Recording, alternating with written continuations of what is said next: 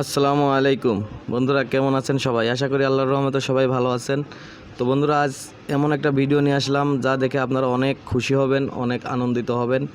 কারণ আমি আজ 2 বছর যাবত এই ভিডিওটা আপলোড দিব করে আসলে দেয়া হয় না।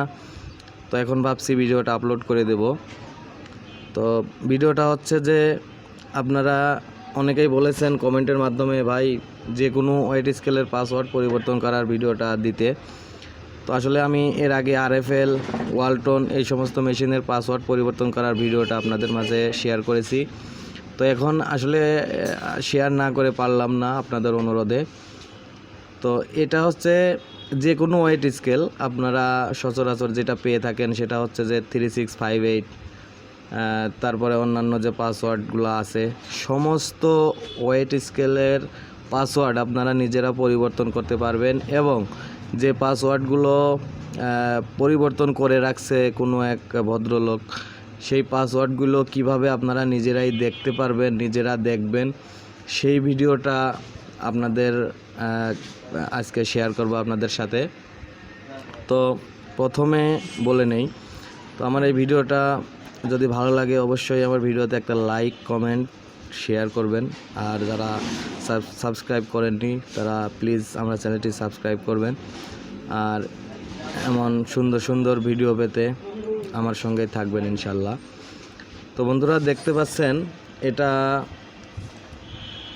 একটা গ্রামীণ রকেট কোম্পানির একটা ওয়েট স্কেল, যেটা আমি সার্কিট পরিবর্তন করেছি।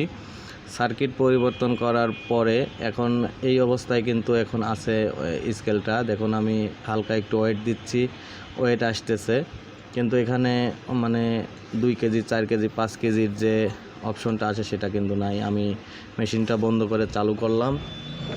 চালু করার পরে দেখতে পাচ্ছেন এই অবস্থায় কিন্তু এখন আছে। এটার কোড হচ্ছে 3658।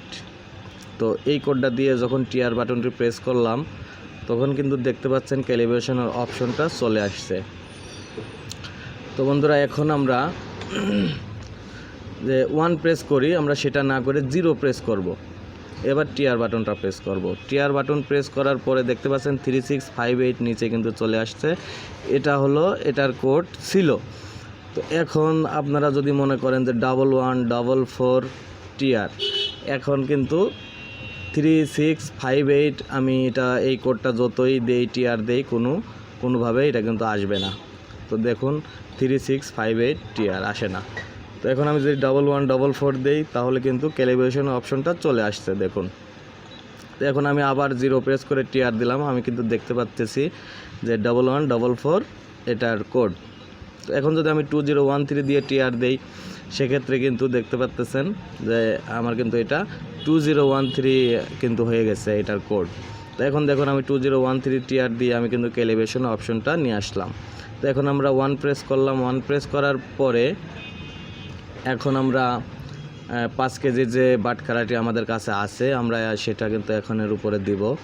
দেখুন আমি 5 কেজি যে বাটখারাটি ছিল সেটা দিয়ে দিয়েছি। দেওয়ার পরে এখন টিআর বাটনটা প্রেস করলাম। এবার আমাদের 5 কেজি এখানে লিখে দিতে হবে, যে 5 কেজি আমরা ওখানে পাথরটা দিয়েছি, ওই 5 কেজি এখানে আমাদের লিখে দিতে হবে। তারপরে টিআর দেওয়ার পরে ভিউয়ার্স এটা কত কেজি মেশিন সেটা কিন্তু আমাদের এখানে এখন লিখে দিতে হবে। তো আমরা এখানে 100 কেজির মেশিন, আমরা এখানে 99 কেজি লিখে দেব। তারপরে টিআর বাটনটা আমরা প্রেস করব। প্রেস করার পর এখানে 3 আছে, 3 থাকবে, এখানে 10 আছে, 10 থাকবে। ভিউয়ার্স দেখতে পাচ্ছেন তো আমাদের ওজন কিন্তু এখন অ্যাকুরেট 5 কেজি হয়ে গেছে।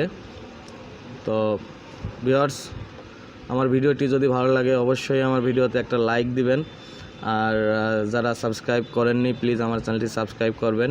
আমি সুন্দর সুন্দর ভিডিও দেবো ইনশাল্লাহ আপনাদের মাঝে। তো সবাই ভালো থাকবেন, সুস্থ থাকবেন। আসসালামু আলাইকুম রহমতুল্লাহ।